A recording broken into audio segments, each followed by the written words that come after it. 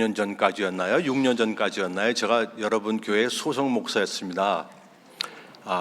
그때도 성가대원들이 잘했는데 대부분 성가대원들이 바뀌지 않으신 것 같아요. 새로운 성가대원이 되신 분들도 있지만 오늘 성가대를 하시는데 1부도 그렇고 2부도 실력만이 많이 늘은 게 아니라 얼굴이 굉장히 밝고 편하고 아주 시선이 좋으세요. 작은 오케스트라가 또 생겼네요. 그동안에 무슨 변화가 있었던 겁니까? 정영희 목사님께서 오셔서 교회에 하여튼 좋은 많은 변화가 있었던 것 같아서 또 참 감사합니다. 오늘 드림교회에서 여러분과 함께 하나님을 경배하며 하나님의 말씀을 나눌 수 있는 것, 하나님께서 제게 주시는 특별한 선물이라 저는 생각을 합니다. 친숙한 얼굴이 많으세요. 일부 예배는 박송자 사모님이 계시더라고요. 분명히 박송자 사모님 같이 생겼는데 제가 멀리 있으니까 알 수가 없어요. 그런데 나가면서 인사를 하시는데 박송자 사모님이 계시더라고요. 1989년에 제가 LA 교회에 와서 그때 영어부를 담당하고 있었는데 90년에 박진성 목사님께서 파송을 받고 오셨죠. 박진성 목사님의 사모님이 박송자 사모님이신데, 그리고 5개월 반 만에 돌아가셨어요. 그래서 6개월 반 동안 제가 LA 교회 한어부와 영어를 둘 다 담임을 했습니다. 제가 최단 담임은 아니었어요. 최단 담임은 박진성 목사님이셨습니다. 저는 6개월 반을 했으니까. 여러분들 뵈니까 친숙하고 반갑고, 저를 보고 어디 사냐고 물으세요. 저는 패사디나에 삽니다. 우리 집에서 여기 오는데 6, 7분이면 와요. 그러면서 어떤 분들이 그러세요. 왜 이렇게 멀리 교회를 다니냐고. 여러분, 가끔 제가 여러분 교회에 와서 같이 예배드리고 그렇게 해도 괜찮죠? 알았습니다.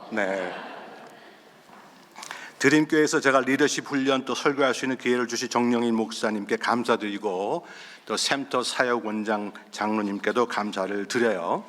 설교를 여러 번 하고 이제 강연을 여러 번 하게 되니까 오늘 제가 부흥사가 된 것 같아요. 저는 한 번도 제가 제 자신을 부흥사라고 생각해 본 적이 없는데 이번에 그런 생각을 했습니다. 교회가 부흥하기 위해서 하는 것이 부흥이라 그러면 또 이러한 주말에 되어지는 프로그램을 통해서 여러분의 교회가 부흥할 수 있다면 저도 부흥사라고 할 수 있겠죠?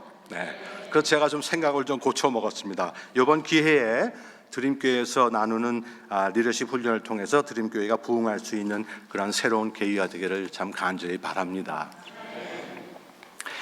여러분, 1989년에 버지니아주에서 목회를 하고 있던 한인 목사님이 권총을 구입하여 대낮에 교회 장로님 가게를 찾아가서 장로님을 권총으로 사격했습니다.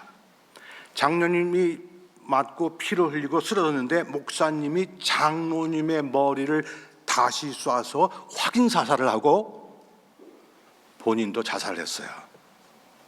이 기사가 그 당시에 굉장히 충격적이었죠. 미국 신문, 한인 신문에 대서특필이 된 사건이었습니다.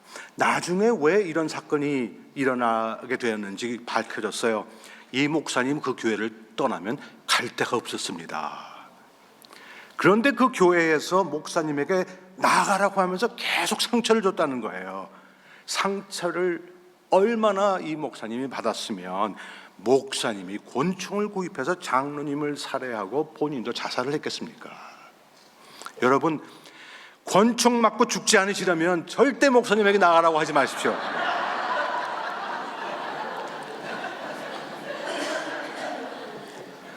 이건 제 농담이에요. 연합감리교회에서는 목사님의 인선에 대한 절차와 과정이 있으니까 연합감리교회에서 이렇게 극단적이고 비참한 일이 당연히 일어나지 않을 겁니다. 이 사건이 일어난 후에 목회자들이 모여서 이 사건에 대해 얘기를 하는 겁니다. 목회자들이 이구동성 그 장로님을 성토하는 거예요. 얼마나 그 목사님을 괴롭혔으면 오죽하면 목사님이 권총을 구입해서 살인을 하고 자살을 했겠는가. 그러면서 목사님들이 이 목사님의 심정을 이해할 수 있대요. 우리 정영희 담임 목사님께서 이런 말 해달라고 저한테 부탁하시지 않으셨어요. 네. 오해하지 마세요. 네. 그러면서 목사님들이 하는 얘기가, 내가 소리 나는 권총을 쏴본 적은 없지만 소리 나지 않는 권총을 나를 괴롭히는 장로님을 향해 수십 번 쐈다는 얘기를 하더라고요. 그때만 해도 저는 이러한 사건이 일어났다는 사실을 믿을 수가 없었습니다. 이거는 어떻게 목회자가 소리 나지 않는 권총이라고 하더라도 그런 권총질을 평신도에게 할 수 있을까? 이것은 목회자의 자질의 문제라고 저는 생각을 했습니다. 89년에 그런 사건이 일어난 후에 12월 그해 12월부터 제가 LA에 있는 어느 한인교회에 와서 목회를 제가 했어요. 그때까지 미국 교회에서 목회를 했거든요.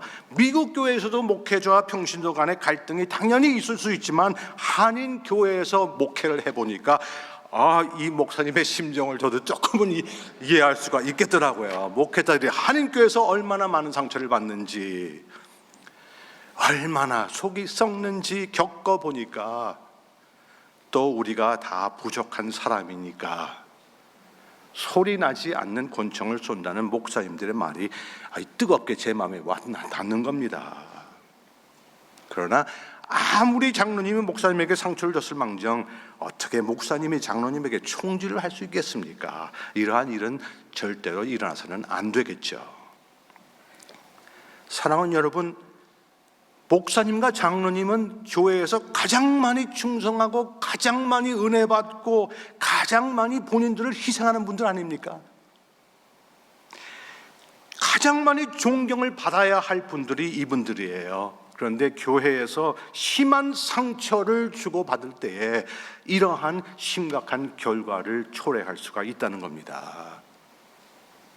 교회에서 사람을 살리는 일, 죽어가는 영혼을 구할 수도 있는 반면에 잘못되면 이렇게 사람을 서로 죽이는 일도 일어날 수 있다는 거예요. 그래서 우리 교회는 사람의 상처를 치유하는 교회가 돼야지 서로에게 상처를 주는 교회가 돼서는 안 된다는 겁니다. 교회가 치유하는 교회가 되기 위해서는 많은 준비와 훈련이 필요하죠. 오래전에 권진숙 상담사가 여러분 교회에서 상담 사역을 했죠. 제가 어레인지 해준 거예요. 제가 감독이었습니다. 지금 권진숙 박사가 올해 3월에 감교신학대학교 한국에 말이죠, 교수로 채용이 됐어요. 축하할 일이죠. 드림교회를 거쳐가는 사람들은 뭔가 잘 되더라고요, 이렇게. 여러분들이 저한테 개인적으로 와서 어떻게 상담을 받을 수 있냐, 그런 말을 저한테 물어보시더라고요. 제가 바쁘니까 제가 다 개인적으로 상담은 아주 극소수로 하지만 상담이 필요하신 분들은 알려주시면 우리 학교에서 PhD를 하는 한인 목회자들이 여럿 있습니다.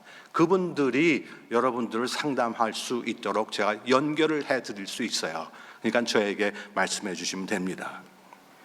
바로 지난 12월 28일 중앙일보에도 말이죠, 한인교회에 대한 기사가 실렸어요. 2019년 송년 기획 기사라고 쓰면서 2019년 한 해도 바람 잘 날 없던 한인교계라고 하는 제목으로 기사가 실렸습니다. 미주 지역 내 한인교회가 총 3,514개라고 합니다. 많이 줄었어요. 그 중에 28% 1,800교회가 캘리포니아에 있다고 해요. 교인 수가 많이 줄어서 이제 한인 463명당 한인교회가 하나 있다고 합니다.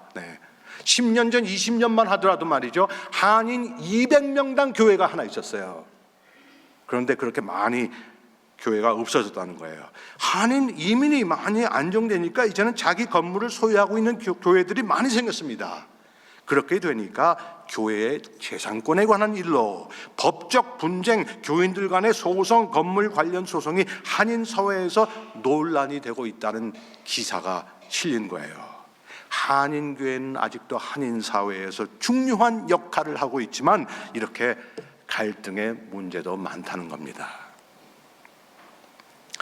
드림교회에서는 목회자와 평신도가 또 평신도가 서로 함께 어떠한 모습으로 신앙생활을 하고 계십니까? 어떠한 모습으로 신앙생활을 하고 계세요? 우리의 신앙을 평가하고 우리의 신앙의 목표로 삼을 수 있는 가장 좋은 성서의 말씀들이 빌립보서에 담겨져 있습니다. 여러분, 교회 생활을 한 지 얼마 안 됐는데 신앙인으로 어떻게 살아야 되는지 잘 모르시는 분들은 말이죠, 어떤 삶을 살아야 하는지 궁금하시면 빌립보서를 읽어보세요. 오늘 집에 돌아가시면 모두 빌립보서를 읽어보세요. 빌립보서는 4장밖에 없습니다. 이거 읽는데 30분도 안 걸릴 거예요. 그리고 빌립보서에 비추어서 우리는 이제까지 우리 신앙생활을 어떻게 해왔는지 스스로 평가하는 시간을 가져보는 겁니다. 저는 설교하면서 여러분들이 제가 설교하는 말씀에 대해서 아멘 하십시오, 아멘 하십시오, 제가 이렇게 강요를 하지 않는데, 제가 드리는 이 부탁에 대해서 여러분들이 아멘 하시고 동의해 주셨으면 좋겠는데, 제 설교가 얼마나 잘 됐고 안 됐고, 얼마나 은혜스럽고 안 은혜스러웠는지 그걸 어떻게 평가할 수 있는지 아세요? 여러분 중에 몇 명이 집에 가서 이번 주 중에 빌립보서를 읽었느냐 안 읽었느냐가 제 설교의 성패를 좌우하는 겁니다. 집에 돌아가셔서 이번 주 중에 빌립보서 4장밖에 안 되는데 그거를 내가 읽어보겠습니다 하고 결심하시는 분들 아멘 해보세요. 오, 왜 목사님들이 아멘 아멘 하라고 하는지 느껴지는데요. 네.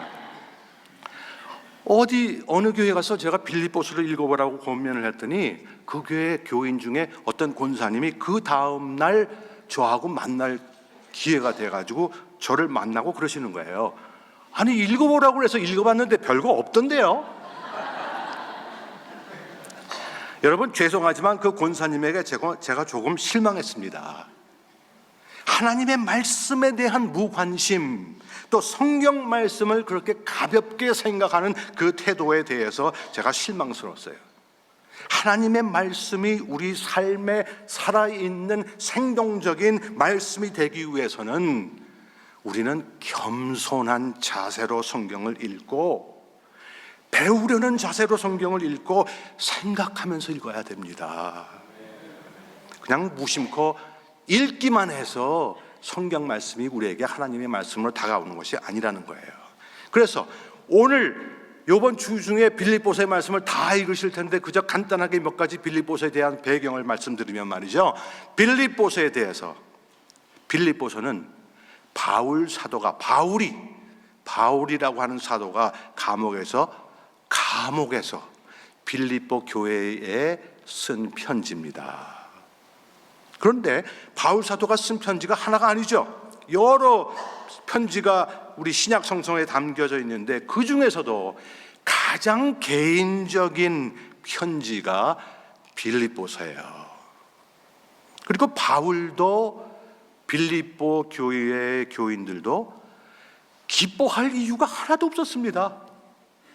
기뻐할 이유가 하나도 없었어요. 그런데 바울은 대단히 긍정적인 편지를 쓰고 있는 거예요. 감옥에서.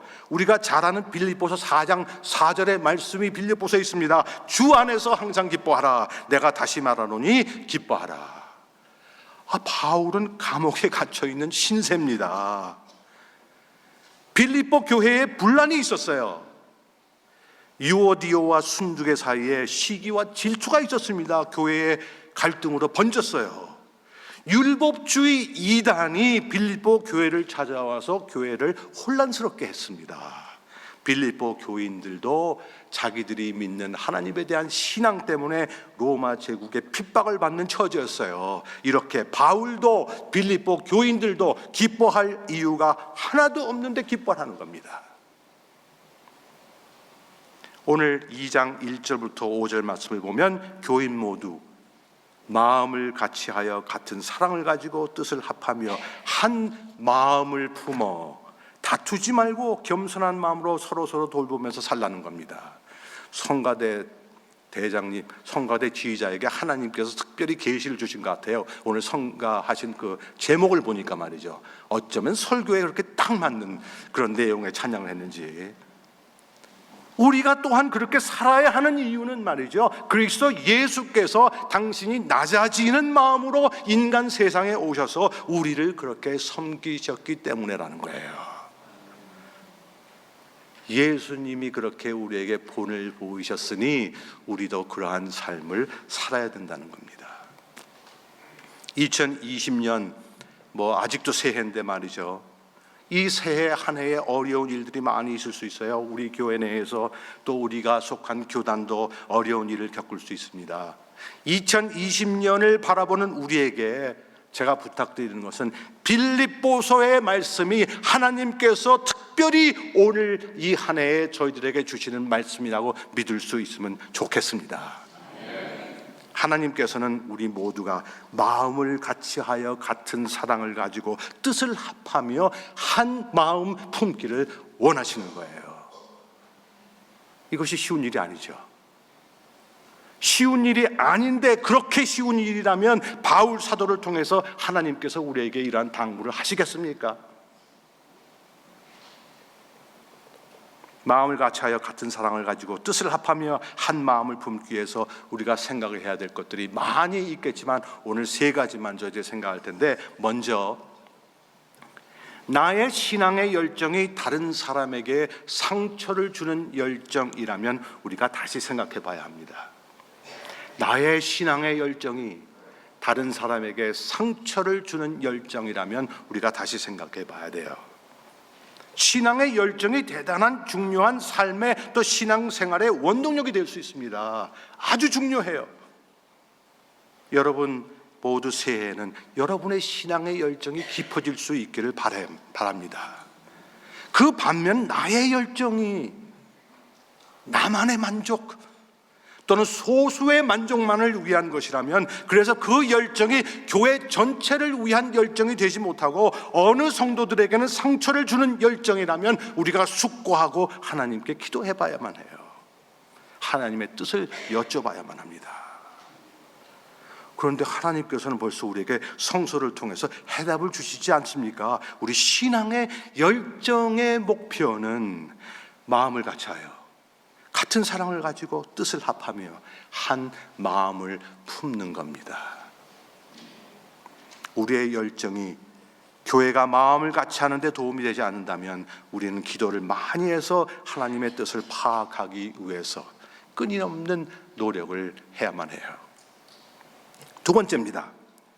성숙한 신앙인은 그리스도의 마음을 닮아가야 합니다. 성숙한 신앙인은 그리스도의 마음을 닮아가야만 해요. 어떤 분들은 그래요. 나는 워낙에 이렇게 생겨먹은 사람이에요.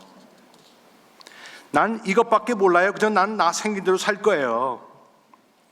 이렇게 말씀하는 인간주의에 있는 사람들이 상처를 많이 받습니다. 나는 이렇게 생겨먹은 사람이니까, 원래 이런 사람이니까 내가 무슨 말을 어떻게 하든 내가 행동을 어떻게 하든 다 정당화 된다는 겁니다. 제가 이 말씀을 드리면서 말이죠, 조심스러운 것은 이 말씀이 여러분들에게만 드리는 말씀이 아니에요. 이것은 제 자신에게도 하는 얘기입니다. 지금은 저희 부모님들이 다 돌아가셨지만 저희 아버지는 장로님이셨지만 독불장군이었어요. 남이 뭐라고 하든 남이 어떻게 생각하든 본인의 고집대로 본인의 판단대로만 사는 분이었습니다.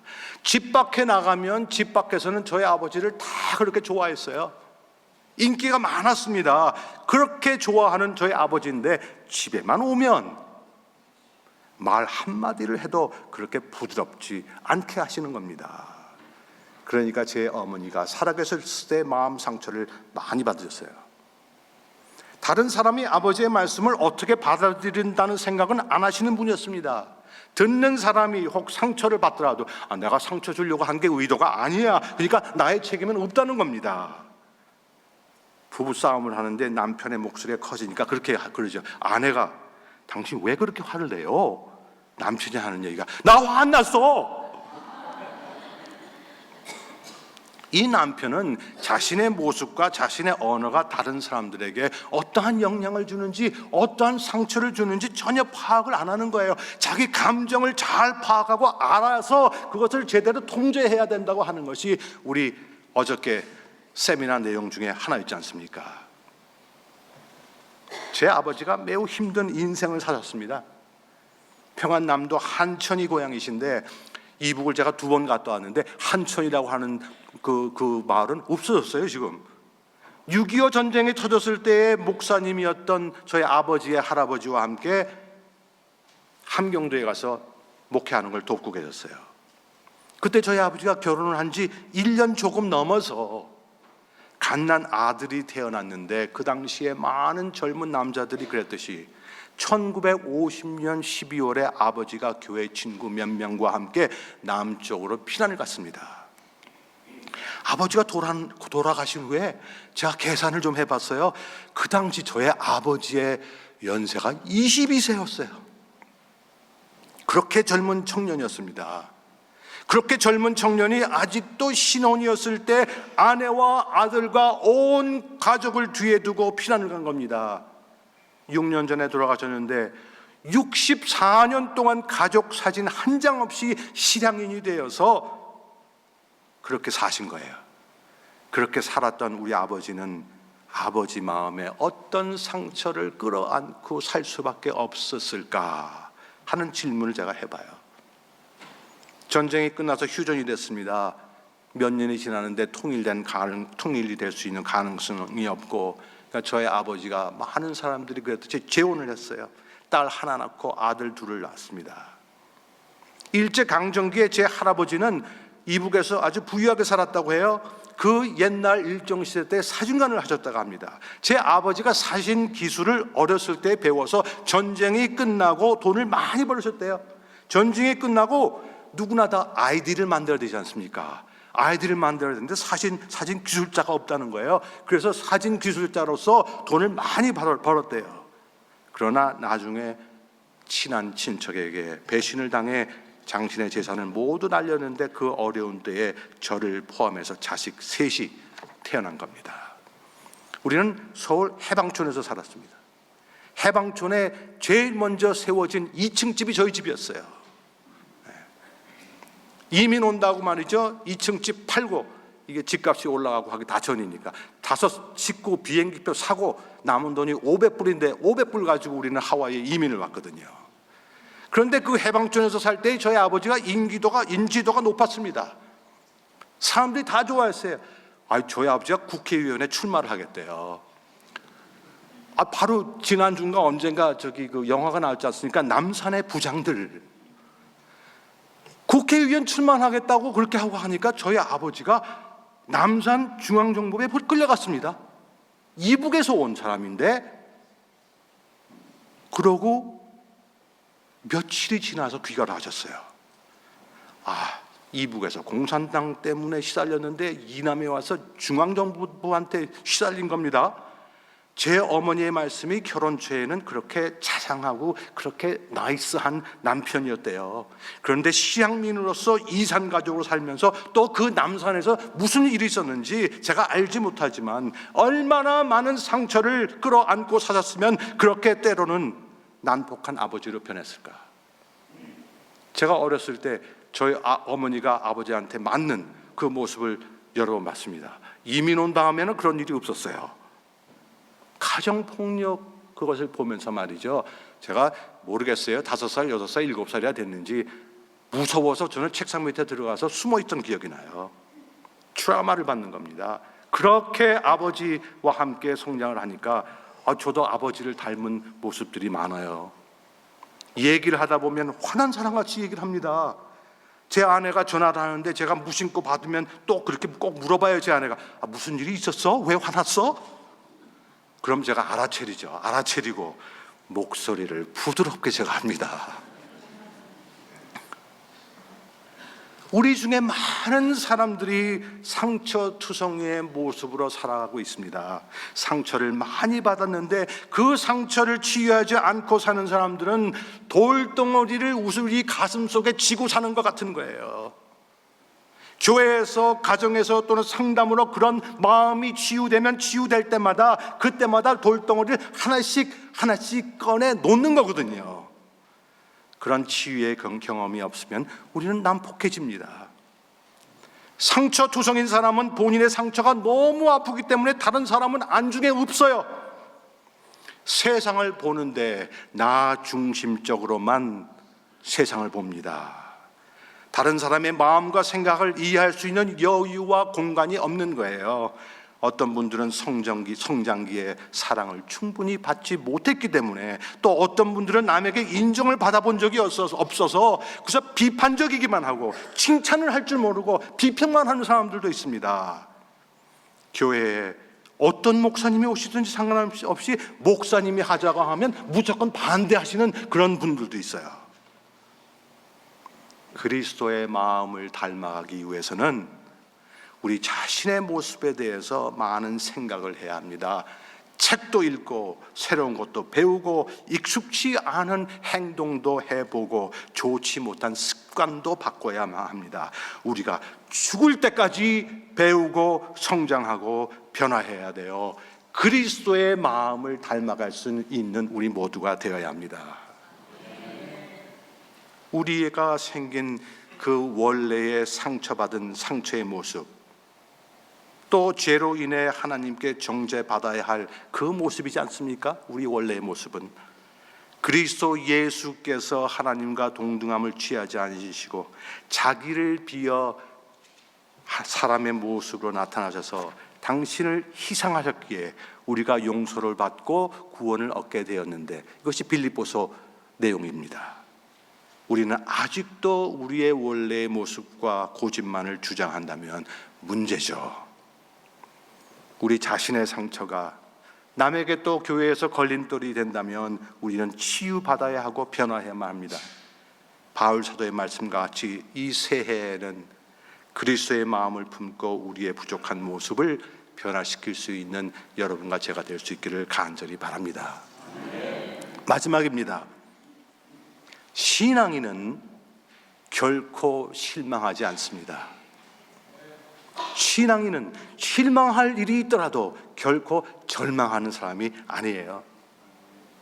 바울 사도와 빌립보 교회가 처한 상황이 쉬운 상황이 아니었습니다. 그런데 바울 사도는 빌립보서 4장 6절에서 이렇게 말씀하세요.